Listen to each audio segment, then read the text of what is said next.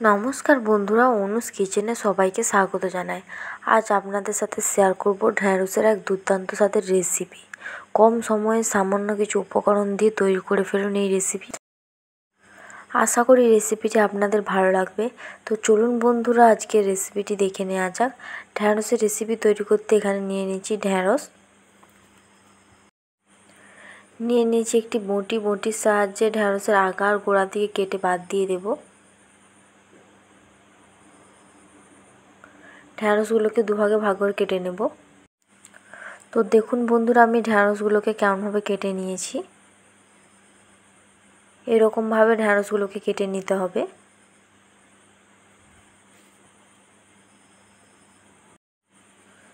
গ্যাসের ফ্লেমটা মিডিয়ামে রেখে কড়াতে দিয়ে দিয়েছি রিফাইন তেল। তেলটা গরম হয়ে আসলে দিয়ে দেবো একটি তেজপাতা, সামান্য পরিমাণে 5 ফোড়ন। উপকরণগুলো ভাজা হয়ে আসলে দিয়ে দেবো ঢ্যাঁড়সগুলোকে।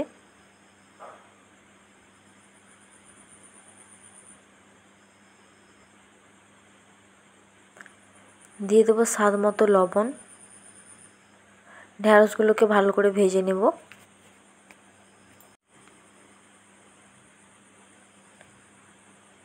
তো দেখুন বন্ধুরা, আমি ঢ্যাঁড়সগুলো এখানে লাল করে ভাজবো না, হালকা করে ভেজে নিয়েছি। ঢ্যাঁড়সগুলো ভাজা হয়ে আসলে দিয়ে দেব সামান্য পরিমাণে হলুদ গুঁড়ো,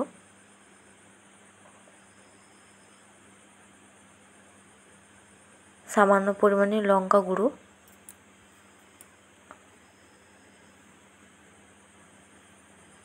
পরিমাণ মতো জিরে গুঁড়ো, পরিমাণ মতো ধনে গুঁড়ো। উপকরণগুলো ভালো করে মিশিয়ে নেব। উপকরণগুলো ভালো করে মিশিয়ে নিয়েছি। দিয়ে দেব হলুদ সরষার পোস্ত বাটা। মশলাটির সাথে ভালো করে মিশিয়ে নেব।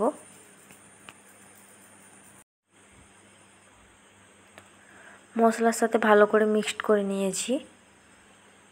পরিমাণ মতো জল দিয়ে 3 মিনিটের জন্য রান্না করে নেব।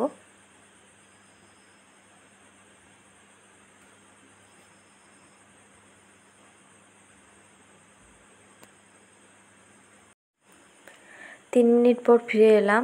তো দেখুন বন্ধুরা, ঢ্যাঁড়সগুলো ভালো করে সেদ্ধ হয়ে গেছে।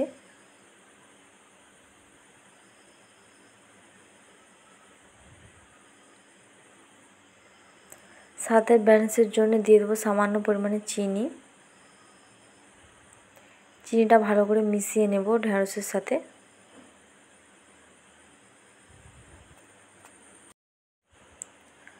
ঢ্যাঁড়সের রেসিপি তৈরি হয়ে গেছে। নামিয়ে নিয়ে গরম গরম পরিবেশন করে নেব। তো তৈরি হয়ে গেল ঢ্যাঁড়সের ঝাল ভাজা রেসিপি। এই রেসিপিটি গরম ভাত, রুটি, লুচির সাথে পরিবেশন করতে পারেন। আশা করি রেসিপিটি আপনাদের ভালো লেগেছে। তাহলে একটি লাইক, শেয়ার, কমেন্ট করে দেবেন। তার সঙ্গে সাবস্ক্রাইব করার অনুরোধ রইল। আজকের ভিডিও এই পর্যন্ত। দেখা হবে নতুন কোনো রেসিপি ভিডিও নিয়ে।